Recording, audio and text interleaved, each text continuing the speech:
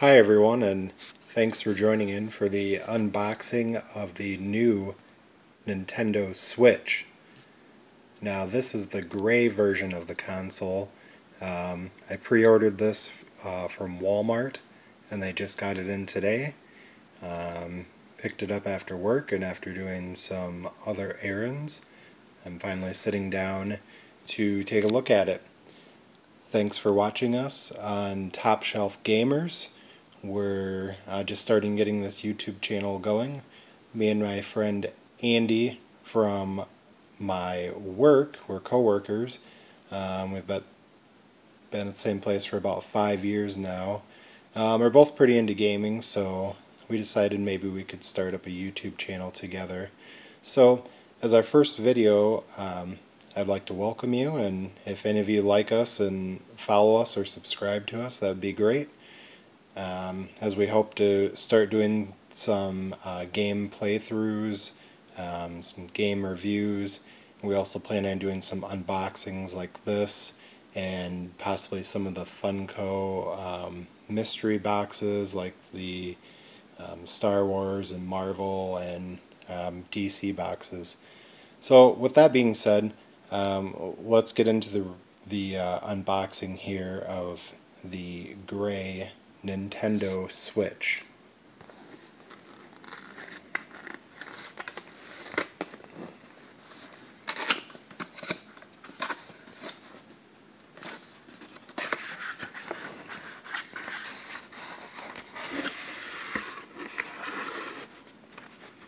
Alright, and as you can see here, looks like it's got the quick start sort of description here on the side of the box when you open it. And looks like up top here, right away we have the Joy-Con controllers, and then this looks like the main tablet or console part of the unit. Let's go ahead and set that aside for a minute. And down here it looks like we have some safety information.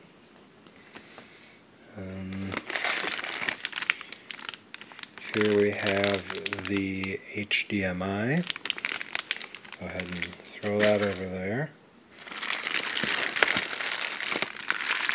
We also have the AC power cord, and looks like they've put the bulk of the cord into the plug, which is something that I'd say I would like, because I know with the Xbox One, it has that huge brick that you have to find something to do with, but so that looks pretty manageable for a power cord. Let's see, moving on here, in the middle,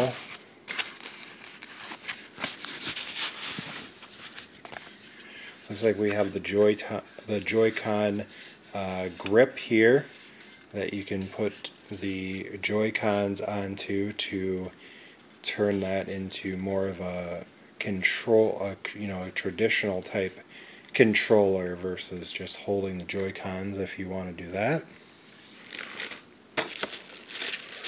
And then I'm thinking this is going to be the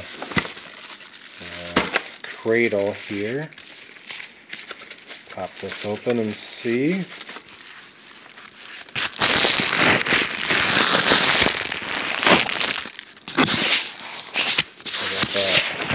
Nicely wrapped here. Yeah, so this looks like it's the cradle here where the tablet unit goes down into it when you dock it. As you can see down there, you sort of have little grooves down in the bottom there for the tablet to dock into.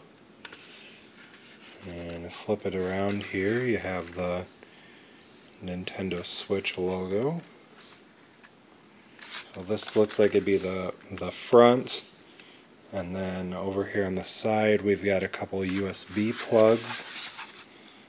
And then flip it all the way around to the back. The back panel will pop open here. And this is where we've got the spots for the AC adapter, USB, and the HDMI to go. And I like how they went ahead and made this so you can run the cords into there and then flip it shut, and it sort of manages all of those cords from being all over the place. This is pretty well thought through. So let's go ahead and set that aside. So it looks like everything there we have out of the bottom. So let me go ahead here and get into these. Here we have the left Joy-Con, as you can see, has the stick there, along with the D-pad buttons, which are separated, and you also have the SL and the SR buttons over there on. Let me take it out of here so you can see better. Also have those there, as you can see. It's the SL and SR buttons. As you can see, here's the groove where it can connect onto the side of the console or onto the grip to make it more like the controller. Now, over here on the back we have the left trigger and the Z left trigger, the ZL trigger. Now, as far as some of the reviews I heard going into this, people were saying that, you know, these are tiny and, you know, it's not very, I guess, not very good to handle. But I can tell you I have pretty large hands here, you know, as a guy that's about 6'2" and around 300 pounds. You know, I wear a size 13 wedding band. That, you know, this controller definitely isn't that small, that it's unmanageable. You know, I haven't actually got into gameplay yet to give that review, but just out of the box it doesn't seem like it's too terrible. It'd be pretty comfortable to hold it like this and use that, or this, and hit the top buttons. I don't know about what the directional buttons will actually be used for in gameplay. That, you know, that might get a little odd, hitting all the different directions instead of, you know, just being able to smoothly do it. But we'll have to get into Zelda and see how that performs. So there's the left Joy-Con again. Now here we have the right Joy-Con. So you can see the left Joy-Con had the stick up here at the top, and this one, the stick is down at the bottom, or towards the bottom. Up here you have your X, Y, A, B buttons, and you also have your plus button, which anybody that played Wii or Wii U knows the plus and minus buttons. And I forgot to show on the left, but there's the minus button up there at the top.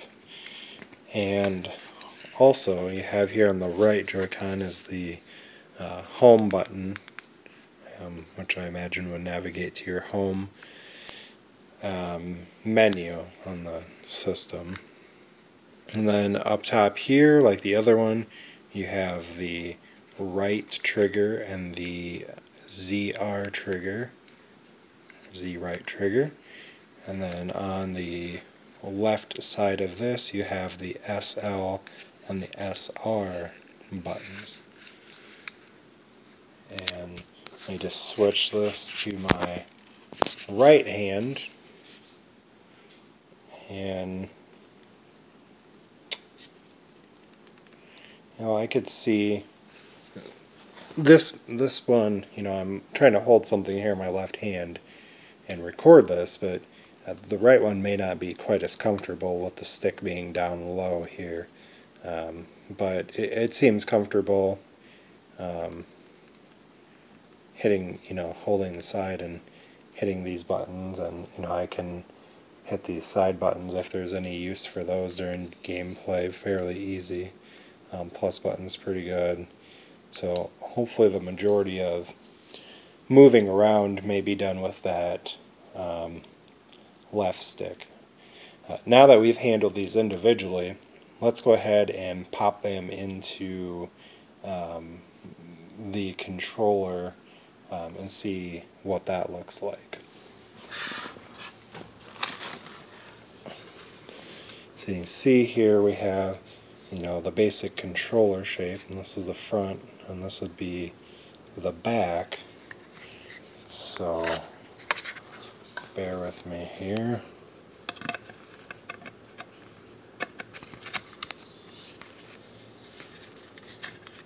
Oh, I'm sorry. This is actually the back, and this is the front. So you see here, there's a groove along the side of the Joy-Con, and that fits into the groove along the sides of this. So go ahead and push this down. Hear that click? That means it locked into place. So we'll go ahead and grab the left Joy-Con over here and do the same thing. We'll slide away from it here. We'll go ahead and line that up, start it, and then click it in.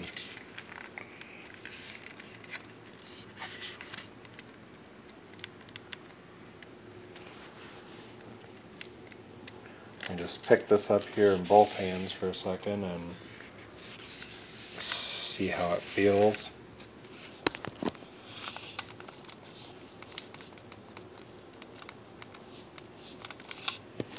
Yeah, I can definitely see that having that grip on there will be probably a little better than holding them individually separated in each hand and having to independently do things with two hands and basically hold on to something at all times with both hands and not be able to let go for a second. So again, there's the Joy-Cons in the grips. So now let's go ahead and get to the meat of the unit, what we're all here to see, the hardware of the unit, which is this tablet unit. I can tell you, this looks like, first impressions without getting it out of the plastic yet here, it reminds me of a Kindle Fire, basically. So, as you can see, this is the top of the unit here. Along the top here we have a vent for the unit.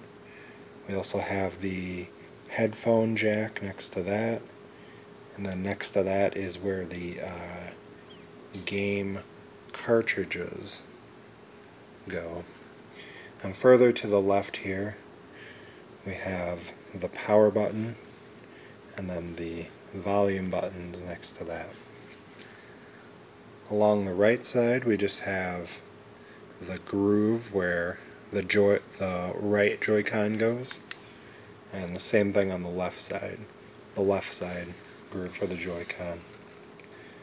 On the bottom down here we have the USB port,